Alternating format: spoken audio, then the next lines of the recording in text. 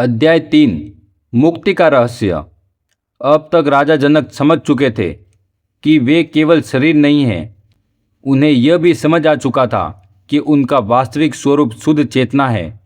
लेकिन उनके मन में एक ऐसा प्रश्न उठा, यदि मैं पहले से ही शुद्ध आत्मा हूँ तो फिर मुक्ति पाने के लिए मुझे क्या करना होगा।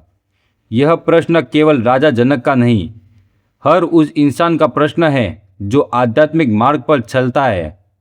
हम सोचते हैं कि मुक्ति पाने के लिए कठिन तप करना होगा, वर्षों तक ध्यान करना होगा, सब कुछ छोड़ना होगा। लेकिन अष्टावक्र का उत्तर बिल्कुल अलग है। वे कहते हैं, जिसे तुम पाना चाहते हो वह तुम पहले से ही हो। इसलिए मुक्ति कोई उपलब्धि नहीं बल्कि पहचान है। जरा इस बात को उदाहरण से समझिए। मान लीजिए एक व्यक्ति ने अपने गले में सोने की चेन पहन रखी है। अचानक उसे लगता है कि उसकी चेन खो गई। वह पूरे घर में ढूंढता है, लोगों से पूछता है, परेशान हो जाता है। तभी कोई मुस्कुराकर कहता है, अपने गले को छू कर देखो। वह हाथ लगाता है और देखता है कि चैन तो पहले से ही वही है। क्या उसे नई चैन मिली? नहीं, उसे केवल अपनी भूल का एहसास हुआ। अष्टावक्र कहते हैं, आत्मज्ञान भी बिल्कुल ऐसा ही है। तुम्हें आत्मा बनना नहीं है, तुम पहले से आत्मा हो। बस तुम्हें अपनी भूल पहचाननी है। लेकिन हमारी सबसे बड़ी भूल क्या है? हम हर चीज़ को पकड़ कर रखना चाहते हैं, संपत्ति, रिश्ते, नाम, सम्मान, यहाँ तक कि अपने विचारों को भी। और जहाँ पकड़ होती है वहीं भय पैदा होता है, क्योंकि जिसे पकड़ोगे उससे छूटने का डर भी रहेगा। अष्टावक्र कहते हैं, त्याग का अर्थ संसार को छोड़ना नहीं, त्याग का अर्थ है आसक्ति को छोड़ देना। कमल के फूल को देखिए, वह पानी में रहता है लेकिन पानी उसे भिगो नहीं पाता। उसी तरह ज्ञानी व्यक्ति संसार में रहता है, वह अपना काम भी करता है, अपने परिवार से प्रेम भी करता है, लेकिन भीतर से किसी चीज़ का दास नहीं बनता।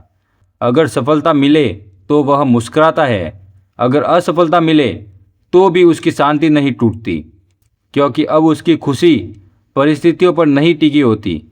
अष्टावक्र कहते हैं, बंधन वस्तुओं में नहीं है, बंधन मन की पकड़ में है। इसलिए दो लोगों के पास एक जैसी संपत्ति हो सकती है। एक व्यक्ति हर समय चिंता में रहेगा, दूसरा पूरी शांति से जीवन जिएगा। फर्क संपत्ति का नहीं, फर्क मन की आसक्ति का है। जब मन पकड़ छोड़ देता है तभी सच्ची स्वतंत्रता जन्म लेती है। तभी जीवन एक संघर्ष नहीं बल्कि एक सुंदर प्रवाह बन जाता है। राजा जनक अब समझने लगे थे कि मुक्ति भविष्य में मिलने वाली कोई मंजिल नहीं है। मुक्ति तो इसी क्षण संभव है, जब मन शांत हो जाए, जब मेरा और मैं का भ्रम ढीला पड़ जाए, जब इंसान स्वयं को केवल साक्षी के रूप में जान ले। तभी भीतर एक शांति उतरती है जिसे शब्दों में व्यक्त नहीं किया जा सकता। और अष्टावक्र धीरे से कहते हैं, जिस क्षण तुमने स्वयं को पहचान लिया उसी क्षण तुम मुक्त हो गए। यही तीसरे अध्याय का सार है। तीसरा अध्याय हमें सिखाता है कि मुक्ति कोई भविष्य में मिलने वाली उपलब्धि नहीं है, वह पहले से मुक्त है, लेकिन अपनी गलत पहचान और आसक्ति के कारण स्वयं को बंधा हुआ मान लेते हैं। जब हम वस्तुओं, विचारों और अहंकार की पकड़ छोड़कर अपने वास्तविक स्वरूप शुद्ध साक्षी चेतना को पहचान लेते हैं, तभी सच्ची स्वतंत्रता और शांति का अनुभव होता है।